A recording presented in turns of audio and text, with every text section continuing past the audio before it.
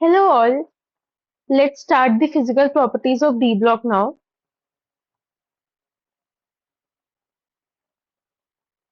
Physical properties of D block elements.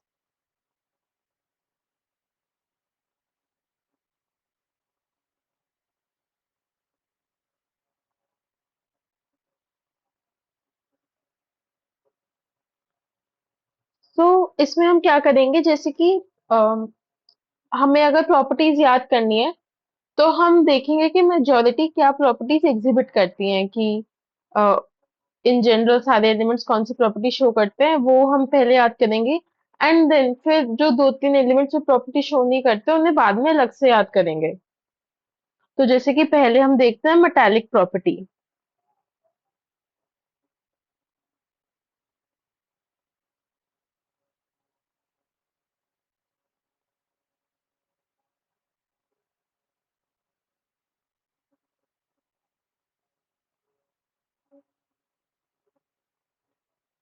तो ये जो है ये 5 मेटालिक प्रॉपर्टीज शो करते हैं जैसे कि इनकी हाइट एंड साइज स्ट्रेंथ होती है।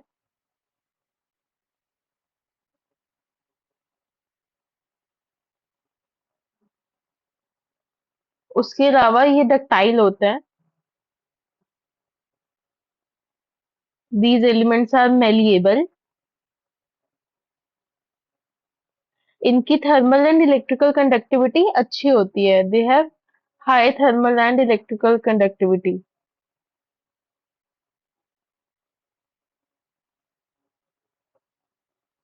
बेसिकली ये thermal and electrical conductivity show करते हैं। And last is metallic lustre.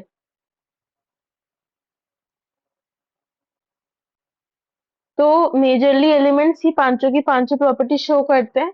अब देखते हैं कि कौन से एलिमेंट जो है ये सारी प्रॉपर्टी शो नहीं करते या फिर इनमें से सिर्फ एक दो प्रॉपर्टी शो करते हैं। सो इसमें अगर हम एक्सेप्शंस देखें, so these are zinc, cadmium, mercury. ये जो है इनमें से सिर्फ एक दो प्रॉपर्टी शो करते हैं।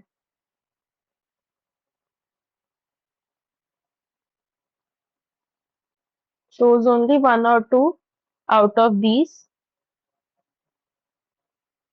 at room temperature RT। सो अब ऐसा है ना, टेम्परेचर चेंज करेंगे तो हो सकता है कि कुछ और प्रॉपर्टीज भी दिखाने लग जाए, बट एट रूम टेम्परेचर इनमें सिर्फ एक दो प्रॉपर्टीज ही शो करते हैं। अब नेक्स्ट प्रॉपर्टी देखते हैं which is the melting point and boiling point.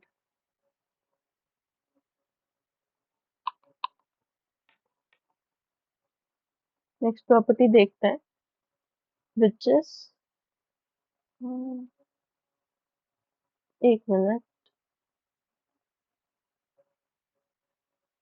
Next property देखते हैं which is the melting point and boiling point.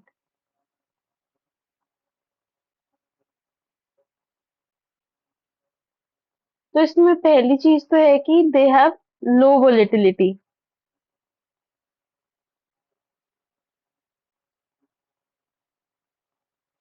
And इनका बॉइलिंग पॉइंट और मेल्टिंग पॉइंट क्या होता है, high high boiling point and melting point.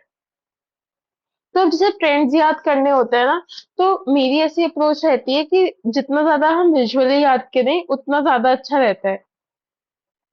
तो इसलिए मैं थोड़े से ग्राफ्स की मदद से थोड़ा सा ट्रेंड याद करती हूँ।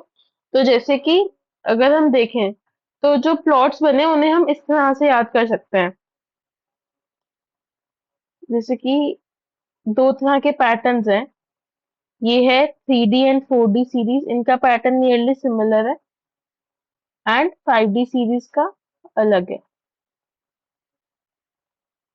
तो 3D एंड 4D में क्या हो रहा है, एक बार इंक्रीज कर रहा है देन डिप किया, वापस इंक्रीज किया एंड डाउन। तो यहाँ पर क्या है, इसके दो मैक्सिमा आते हैं और एक मिनिमा आता है एंड दूसरा मैक्सिमा पहले मैक्सिमा से छोटा होता है। तो हम यहाँ पे मिनिमा वाला पॉइंट याद कर लेते हैं। यहाँ पे आता है Mn एंड Tc। ठीक है, ये इसके पिछले और अगले वाले एलिमेंट्स हैं। सो 3D सीरीज में Mn और 4D सीरीज में Tc यहाँ पे आता है। और 5D में क्या होता है, सिर्फ एक मैक्सिमा एंड देन डेप्थ। और यहाँ पे कौन सा एलिमेंट आता है, W। तो इसे ऐसे ग्राफिकली याद करोगे तो थोड़ा याद करना आसान होगा, क्योंकि मेजरली आप देखो क्वेश्चंस किस पे आएंगे, वो यही वाले एलिमेंट्स ट्रिगर करेंगे। जैसे कि अब वो आपसे ये वाली रेंज दे देंगे, ये वाली रेंज दे देंगे, ये रेंज दे दी, ये रेंज दे दी। कहने का क्या मतलब है, जहां पर भी ये मैक्सिमा मिनिमा आ रहा है वो वाली रेंज दे दी उन्होंने, उसके आसपास के एलिमेंट्स और बीच में एलिमेंट दे दिया। तो वो पूछ लेंगे मेल्टिंग पॉइंट बॉइलिंग पॉइंट का वो क्या है, ऑर्डर। तो ऐसा होगा ना कि जब एम एन अगर बीच में है, तो इसके आप देखो लेफ्ट में भी सबका ज्यादा है, राइट में भी सबका ज्यादा है। तो एम एन का कम है, तो कुछ ऐसा सा ऑर्डर बनना चाहिए। सिमिलरली आप बाकियों का भी वैसे ही देख सकते हो। तो इसलिए ऐसे प्लॉट के वे में हम इसे याद करेंगे।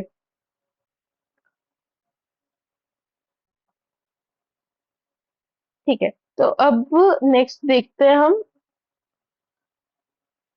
Enthalpy of atomisation.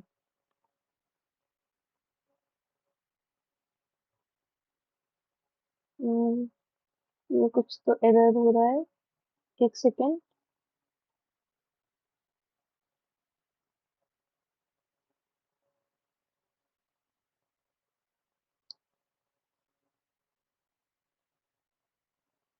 ओके, ठीक है, मैं इसे बाद में ठीक करके पीडीएफ में अपलोड कर दूंगी। सो अभी हम आगे देखते हैं। सो थर्ड पॉइंट क्या है हमारे पास, एंथैल्पी ऑफ एटमाइजेशन। तो इनकी क्या होती है, हाई एंथैल्पी ऑफ एटमाइजेशन होती है। D block elements have high enthalpy of atomization.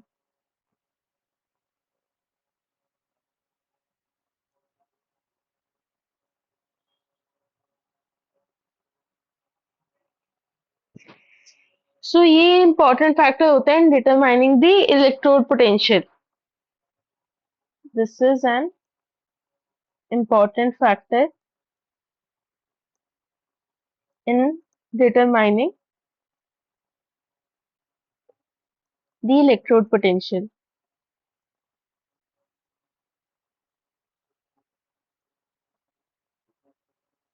ठीक है, तो अब इसमें क्या है, इसमें याद करने वाली बात ये है कि हर सीरीज के मिडल पॉइंट पे मैक्सिमा आता है।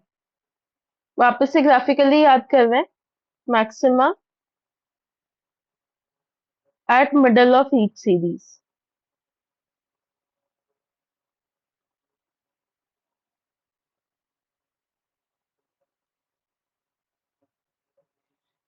अब ऐसा क्यों होता है, इसका सिग्निफिकेंस देखते हैं। Thing is why, reason being कि एक अनपेयर्ड इलेक्ट्रॉन होता है अगर डी ऑर्बिटल में, तो दैट इज फेवरेबल, क्योंकि उससे इंटर एटॉमिक इंटरेक्शंस अच्छी होंगी। So what I am saying is, अगर तुम्हारे पास एक ये है और एक ये है, ये तो अपने आप में ही खुश है, दो लोग आपस में इंटरेक्ट कर रहे हैं।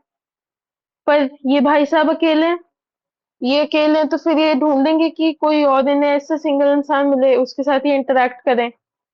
तो फिर ये क्या होगा, दूसरे एटम वो भी से सिंगल ही है, क्योंकि सारे एटम्स आइडेंटिकल है, हम एक ही एलिमेंट की बात कर रहे हैं।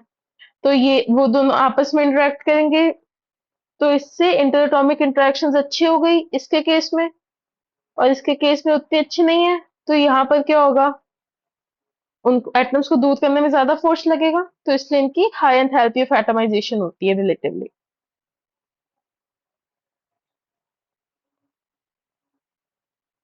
ये रीजन है। और 4D एंड 5D सीरीज में देखते हैं,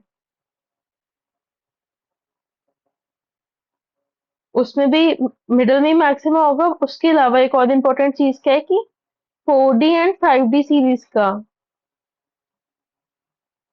enthalpy of atomization is greater than 3D series.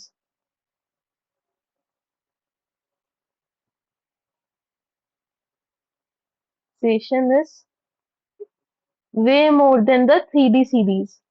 मतलब 4D और 5D एलिमेंट्स को एक दूसरे से के एटम्स को एक दूसरे से दूर करने में आपको ज्यादा फोर्स लगेगी as compared to any 3D series के एलिमेंट। तो ये क्या है, अब इससे क्या होता है, ये एक इम्पॉर्टेंट फैक्टर है for occurrence of frequent metal metal bonding. इसकी वजह से फ्रीक्वेंट मेटल मेटल बॉन्डिंग हो जाती है in compounds of heavy transition metals. Heavy transition metals होता है 4D एंड 5D सीरीज के elements. Metal metal bonding in compounds of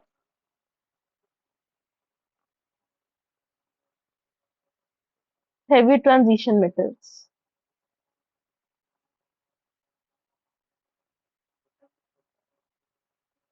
ठीक है, तो हाई एंथैल्पी ऑफ एटमाइजेशन होती है डी ब्लॉक एलिमेंट्स की। उसमें हमने 2 पॉइंट्स याद करे, एक तो मैक्सिमा होता है मिडिल में, क्योंकि वहां पर मैक्सिमम अनपेयर्ड इलेक्ट्रॉन्स होते हैं तो इंटर एटॉमिक अट्रैक्शन बहुत अच्छा होता है।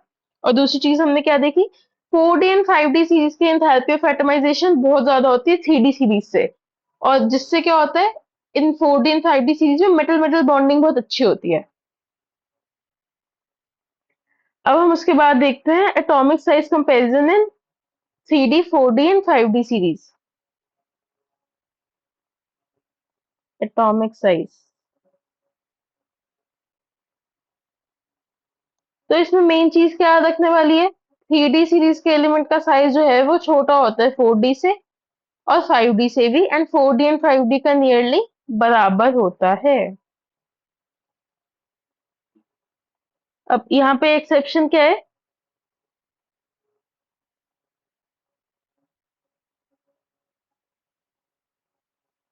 यहाँ पर हमारे पास एक्सेप्शन है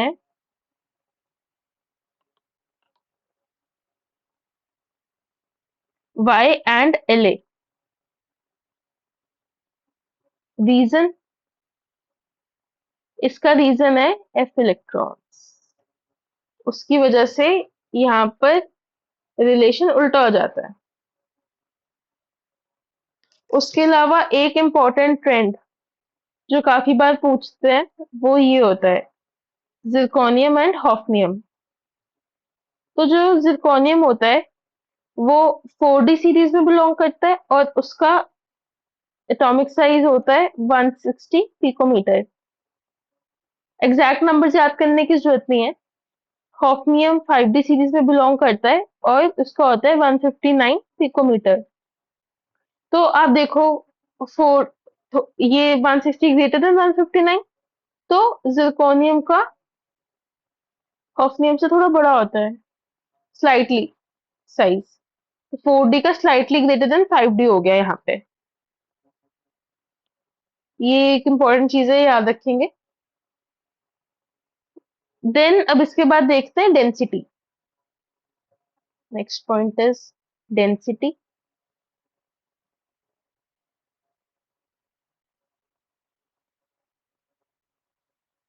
सो डेंसिटी याद करना आसान है। हम डेंसिटी देखते हैं फ्रॉम टाइटेनियम टू कॉपर। ठीक है, तो यहाँ पर क्या होता है, अब बेसिकली हम 3D सीरीज में यहाँ से यहाँ पर जा रहे हैं, तो यहाँ से यहाँ पर जा रहे हैं, तो हमें ये पता है कि साइज जो है वो डिक्रीज होता है और मास इंक्रीज होता है। तो फिर यहाँ से हम कुछ डिड्यूस कर सकते हैं। डेंसिटी क्या होती है हमारी, मास अपॉन वॉल्यूम। अब अगर मास इंक्रीज कर रहा है और वॉल्यूम डिक्रीज कर रहा है, मास इंक्रीज तो डेंसिटी इंक्रीज, वॉल्यूम डिक्रीज तो density increase, ultimately density increase हो रही है। इसीलिए यहाँ पर एक ग्रेजुअल इंक्रीज ही है, बीच में कोई एक्सेप्शन कोई कुछ भी नहीं है, ग्रेजुअल इंक्रीज होता है फ्रॉम टाइटेनियम टू कॉपर। ये सारे पैटर्न्स हैं, थोड़ा याद करने का तरीका भी होता है, बताया मैंने, जैसे कि साइज और मास कि हम इससे थोड़ा थोड़ा याद रख पाए चीजों को कि हाँ कैसे रिलेट कर सकते हैं। तो अब अगली चीज देखते हैं, आयनाइजेशन एनर्जी। अब ये बहुत इंपॉर्टेंट है। आयनाइजेशन एनर्जी हम स्पेसिफिकली 3D सीरीज की देखेंगे। इसमें काफी बार हमसे आयनाइजेशन एनर्जी 1 2 3 का ट्रेंड पूछा जाता है इन बिटवीन एलिमेंट्स। और ट्रेंड याद रखने के लिए सबसे बेस्ट रहता है ग्राफ्स, क्योंकि ग्राफ्स जो है वो शेप हमारे थोड़ा मन में छप जाती है, तो एटलीस्ट हमें कुछ तो हिंट लगता है कि हम पेपर में कुछ ऑप्शन ही एलिमिनेट कर पाए, कि अल्टीमेटली एमसीक्यू आ रहे हैं। हमें एग्जैक्ट पता हो ना हो, हमें अगर एलिमिनेशन से भी कर ले तो हमारे लिए उतना इनफ है। तो हम देखते हैं अब आयनाइजेशन एनर्जी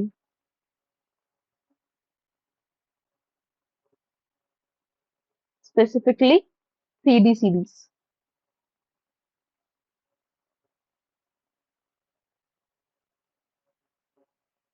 तो सबसे पहले देखते हैं हम आयनाइजेशन एनर्जी 1। आयनाइजेशन एनर्जी 1, इसका पहले मैं प्लॉट बना रही हूँ, फिर प्लॉट कैसे याद करेंगे उसका तरीका भी बताऊंगी।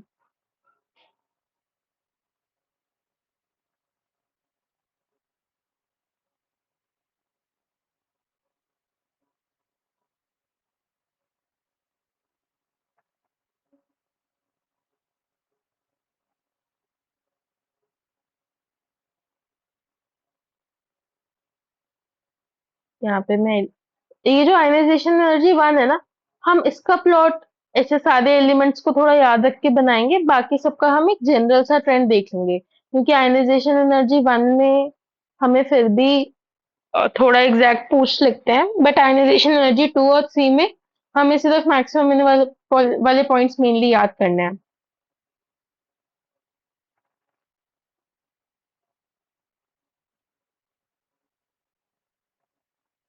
तो अब वापस से देखते हैं कि इसके कितने मैक्सिमम मिनिमा है, स्टार्ट वहां से करते हैं। यहाँ पर एक मैक्सिमा आ रहा है, यहाँ पर भी एक मैक्सिमा आ रहा है, तो इसके दो तो मैक्सिमा है। अब मिनिमा देखते हैं, मिनिमा यहाँ और यहाँ, तो इसके कुल मिला के दो मैक्सिमा और दो मिनिमा है। अब देखो, इन जनरल हम क्या एक्सपेक्ट करते हैं, ionisation energy left to right increase होनी चाहिए थी, तो ठीक है वो हो रही थी। बट क्या हुआ, टाइटेनियम ने आके बीच में सब बेकार कर दिया, उसने ट्रेंड ब्रेक कर दिया। फिर उसके बाद ब्रेक कर दिया, डिक्रीज होती गई, फिर वेनेडियम आया, उसने वापस से ट्रेंड पलट दिया, फिर सब ठीक जा रहा था। देन आयरन आया, उसने ट्रेंड वापस पलट दिया। फिर निकल आया, उसने ट्रेंड वापस पलट दिया। तो पहले तो तुम ये याद रखो कि आयनाइजेशन एनर्जी इन जनरल तुम मान रहे थे इंक्रीज ही होगी, तो वो तुमने याद कर लिया। अब तुम देखोगे कि ट्रेंड कहाँ कहाँ पे उल्टा करना है, तो वो याद रखो, टाइटेनियम, वेनेडियम, आयरन, निकल।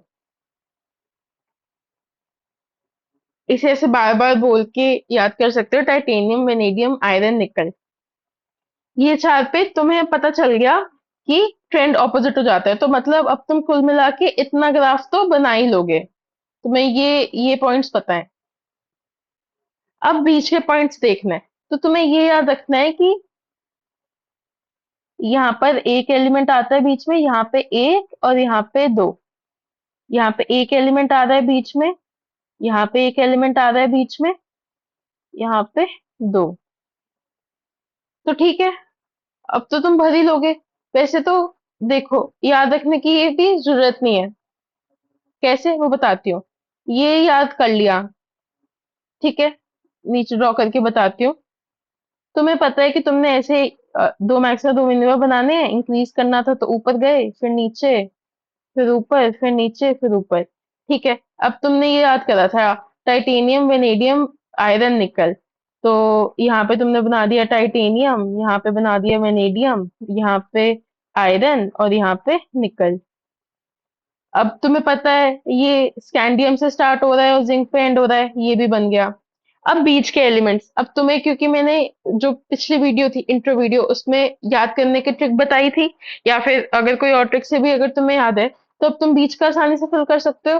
तो साइंस टीचर वेरी, फिर फीस आ गया सीधा, क्रूअल मांगे फीस। तो यहाँ पे क्रोमियम और मैंगनीज, फीस कोई नहीं, तो बीच में कोबाल्ट भी आएगा।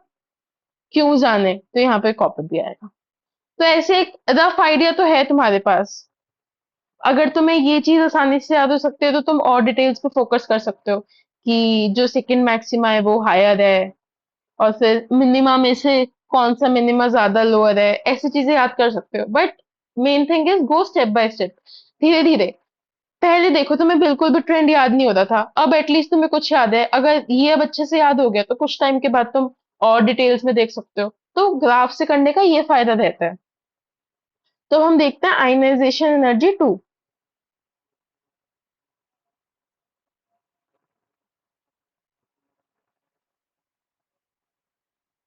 इसका थोड़ा जनरल सा प्लॉट है, ये काफी इजी लगेगा ऊपर वाला करने के बाद। इसमें क्या है, एम एन प्लस जो है वो दिक्कत दे रहा है। एम एन प्लस जो है ये ट्रेंड ब्रेक कर देता है।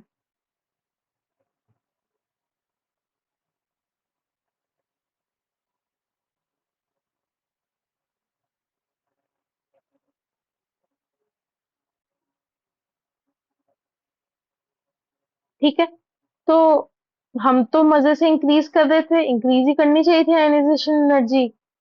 एकदम से एम एन आया, उसने तो डिक्रीज कर दिया ionisation energy. M N plus, ध्यान रहे हम आयनाइजेशन एनर्जी टू की बात कर रहे हैं, फिर वापस से नॉर्मली इंक्रीज कर रहा है।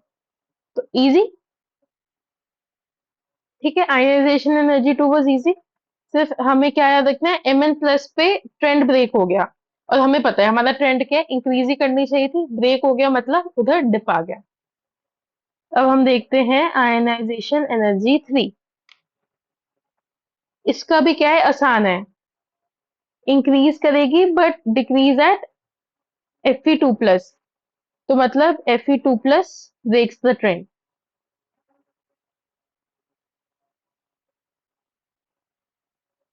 अब याद रखने के लिए क्या कर सकते हो, तुम देखो एम एन प्लस की जो इलेक्ट्रॉनिक कॉन्फ़िगरेशन है और Fe2 प्लस की जो है वो सेम है। तो अगर इसने इलेक्ट्रॉन निकालने में दिक्कत दी बाकियों के मुकाबले, तो ये भी ज्यादा दिक्कत देगा। तो ऐसे भी याद रख सकते हो। ठीक है, इसके बाद हम देखते हैं मैग्नेटिक मोमेंट।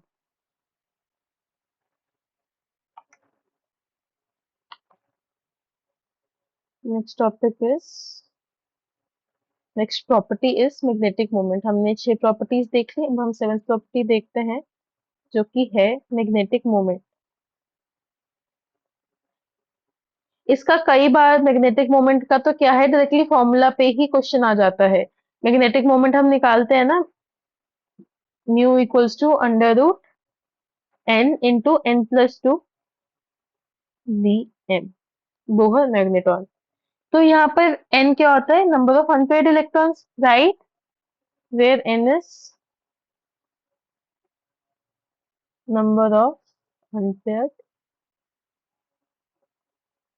इलेक्ट्रॉन्स।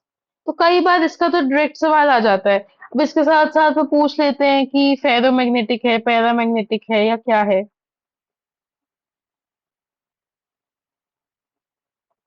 तो इसके बारे में अब हम और डिटेल में देखते हैं। बट ये फॉर्मूला काफी इंपॉर्टेंट है, ये तो अच्छे से याद कर लेना। ये फिजिकल केमिस्ट्री में भी पढ़ाया जाता है, तो जस्ट अ रेपिटेशन ओनली।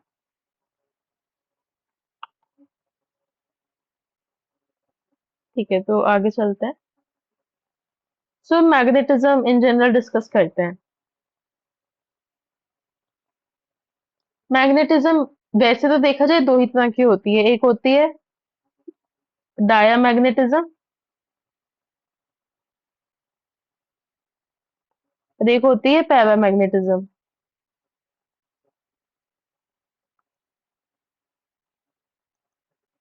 अब इस पैरामैग्नेटिज्म के एक्सट्रीम फॉर्म को क्या बोलते हैं, ferromagnetism. Its extreme form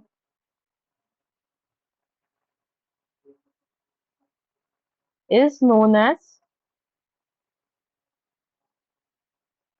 ferromagnetism.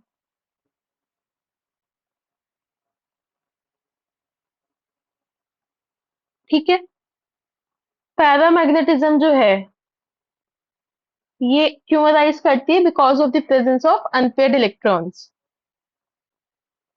arises because of the presence of unpaired electrons.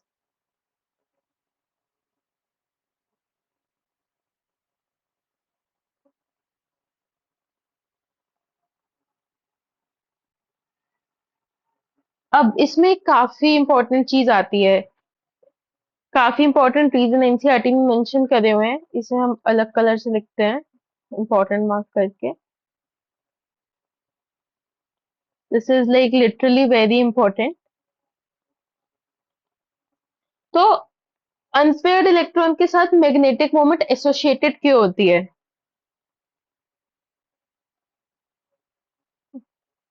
Reason of association of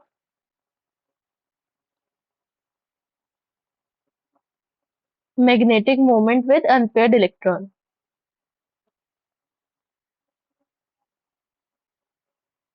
with unpaired electron. ठीक है, ऐसा क्यों होता है? तो इसके दो रीजन हैं।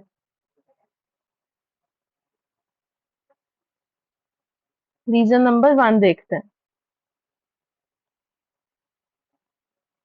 Spin angular momentum.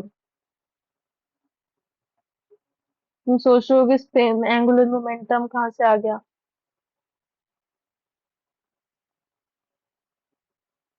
ये भी काफी पोटेंशियल क्वेश्चन है, इसलिए रीजंस याद रखना। स्पिन एंगुलर मोमेंटम क्या होता है? जब कोई ऐसे अपनी जगह पे स्पिन करता है। अब इलेक्ट्रॉन में देखो, ऐसे स्पिन कर, एटम में इलेक्ट्रॉन से स्पिन कर रहे होते हैं, उस वजह से एक तो।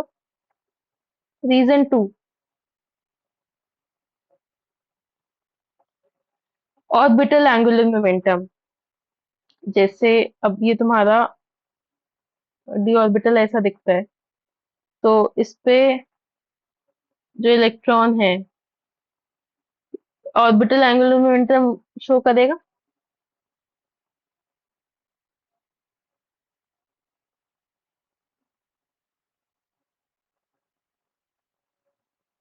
तो ये दोनों रीजन याद रखना, ये बहुत ही ज्यादा इंपॉर्टेंट है। और एक और इम्पोर्टेंट चीज बताती हूँ। ये जो तुम्हारा फॉर्मूला होता है ना, जो मैंने अभी ऊपर बताया, in the formula mu equals to under root N into N plus two, इसमें सिर्फ और सिर्फ स्पिन कंसीडर होती है, और ऑर्बिटल एंगुलर मोमेंटम के साथ जो भी एसोसिएटेड मैग्नेटिक मोमेंट होता है वो इंक्लूडेड नहीं होता है। ठीक है, तो इससे क्या पता चलता है तुम्हें? Only magnetic moment associated with spin.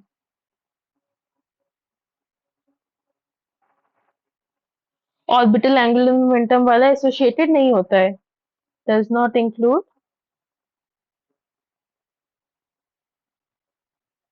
Magnetic moment due to orbital angular momentum.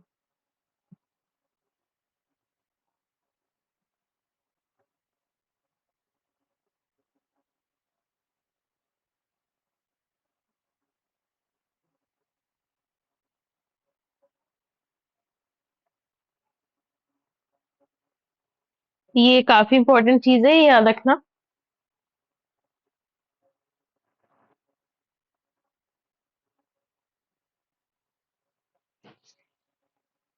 अब ऐसा क्यों होता है लेकिन, मतलब फिर ये फॉर्मूला जो है ये एकदम प्रॉपर मैग्नेटिक मोमेंट तो नहीं बता रहा है, क्योंकि ये रीजन टू की वजह से तो जितना भी मैग्नेटिक मोमेंट आ रहा है उसको तो ये इग्नोर कर रहा है।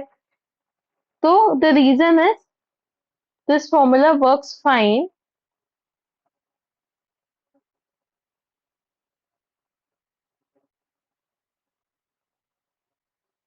For 3D series, because orbital angular momentum का कंट्रीब्यूशन काफी नेग्लिजिबल होता है, काफी कम होता है. This formula works times 3D series because 3D series element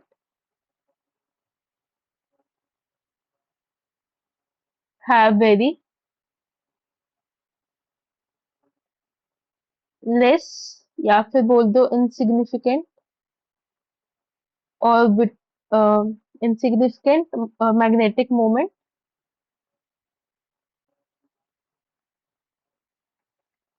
due to orbital angular momentum.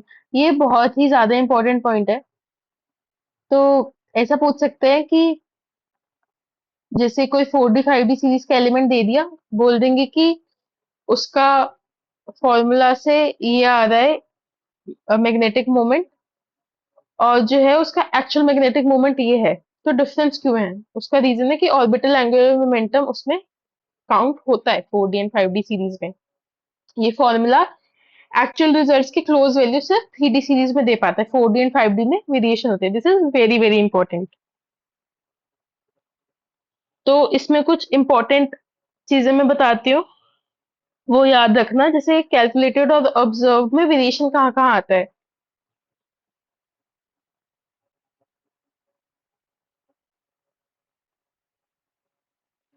Calculated and observe data variation देखते हैं.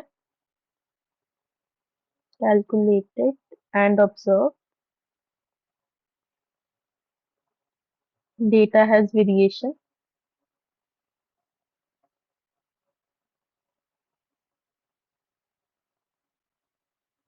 ठीक है. अब दो ट्रेंड्स देखते हैं, एक तो जिसका कैलकुलेटेड ऑब्जर्व से ज्यादा हो, दूसरा देखते हैं जिसका ऑब्जर्व कैलकुलेटेड से ज्यादा हो.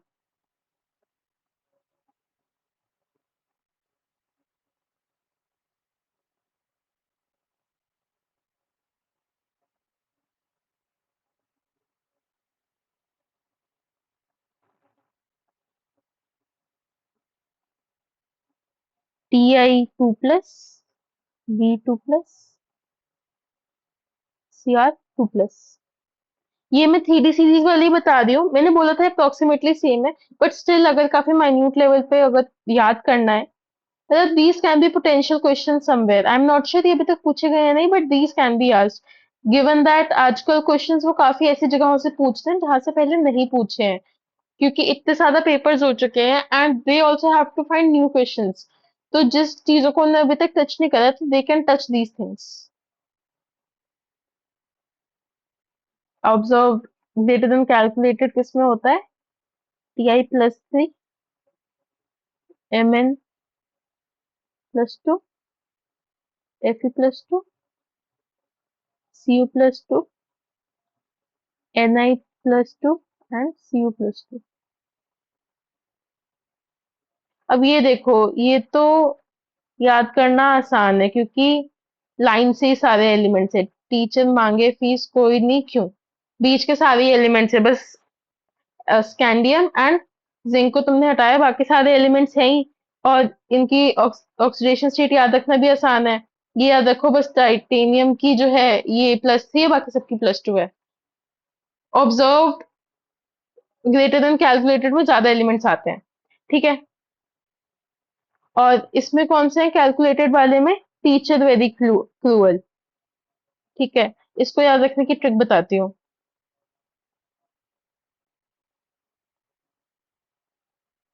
टीचर उसी पुराने एक्रोनिम से याद है. टीचर, इसको याद रखो. To teacher very cruel. ठीक है. टू से तुम्हें पता चल रहा है सबकी ऑक्सीडेशन स्टेट 2 है. अब थोड़ा कंफ्यूजन ये हो जाएगा कि calculated greater than observed N में या फिर ऑब्जर्व ग्रेटर देन कैलकुलेटेड है. तो इसको तुम लिख सकते हो according to my calculation. To teacher very cruel according to my calculation. तो कैलकुलेशन वर्ड आया, मतलब वो बड़ा है. ठीक है. कैलकुलेटेड वाली चीज बड़ी है. तो ये है magnetic moment. I am still repeating, like magnetic moment काफी इंपॉर्टेंट है. इसमें पर्टिकुलरली ये वाली चीजें जो मैंने यहाँ ब्लू से लिखी हैं, these are very very important. तो एक बार ओवरव्यू ले लेते हैं आज. इस वीडियो में हमने क्या करा. तो फिजिकल प्रॉपर्टीज हमने 7 डिस्कस करी। पहली है मेटेलिक प्रॉपर्टी। हमने देखा कि ये 5 तरह की प्रॉपर्टी मोस्टली एलिमेंट्स फॉलो करते हैं एक्सेप्ट फॉर दीज 3। देन हमने देखा melting point and boiling point कि इनका हाई मेल्टिंग बॉइलिंग पॉइंट होता है। एंड फिर हमने ये ट्रेंड देखा थ्रू ग्राफ्स। फिर हमने देखा कि इनकी एंथैल्पी ऑफ एटमाइजेशन ज्यादा होती है एंड उसमें मिडल पे मैक्सिमा होता है, और 4D 5D सीरीज के लिए ज्यादा होता है enthalpy of atomisation as compared to 3D series. फिर हमने एटॉमिक साइज का ट्रेंड देखा कि 3D सीरीज का एटॉमिक साइज कम होता है 4D एंड 5D से, और 4D 5D का नियरली सेम होता है। इसमें स्पेसिफिकली हमने जिरकोनियम और हॉफनियम का देखा कि जिरकोनियम ग्रेटर देन हॉफनियम। फिर डेंसिटी का हमने एक स्मूथ ट्रेंड देखा 3D सीरीज के लिए कि टाइटेनियम से कॉपर जाते हुए मास बढ़ रहा है, साइज कम हो रहा है, डेंसिटी इंक्रीज कर रही है। आयनाइजेशन एनर्जी में हमने 3D सीरीज के लिए आयनाइजेशन एनर्जी 1, 2 और 3 डिस्कस करा। 1 में एग्जैक्ट प्लॉट डिस्कस करा। सेकंड और थर्ड आसान है। सेकंड में Mn+ पे ब्रेक आता है, और आयनाइजेशन एनर्जी 3 में Fe2+ पे। फिर मैग्नेटिक मोमेंट, पहले नॉर्मल फॉर्मूला डिस्कस करा, टाइप्स डिस्कस करी, फिर बहुत ही इंपॉर्टेंट चीज डिस्कस करी कि मैग्नेटिक मोमेंट अराइज क्यों होता है अनपेयर्ड इलेक्ट्रॉन से। फिर देखे जो फॉर्मूला है उसमें से स्पिन एंगुलर मोमेंटम अकाउंट होता है। फिर देखा कि ये जो फॉर्मूला है ये 3D सीरीज के लिए फिर फाइन वर्क क्यों करता है, मतलब नियरली सेम वैल्यूज क्यों आ जाती है। फिर मैंने कैलकुलेटेड एंड ऑब्जर्व डेटा में वेरिएशन बताई तुम्हें कि इनमें वैसे वेरिएशन है, ये 3D सीरीज के एलिमेंट्स है। इट्स जस्ट दैट बहुत ज्यादा सिग्निफिकेंट वेरिएशन नहीं, स्लाइट वेरिएशन है, बट स्टिल याद कर सकते हो। याद करने की ट्रिक भी बताई क्योंकि कभी पूछा जा सकता है ये। So all for this video. Next video में हम केमिकल प्रॉपर्टीज डिस्कस करेंगे। Thank you.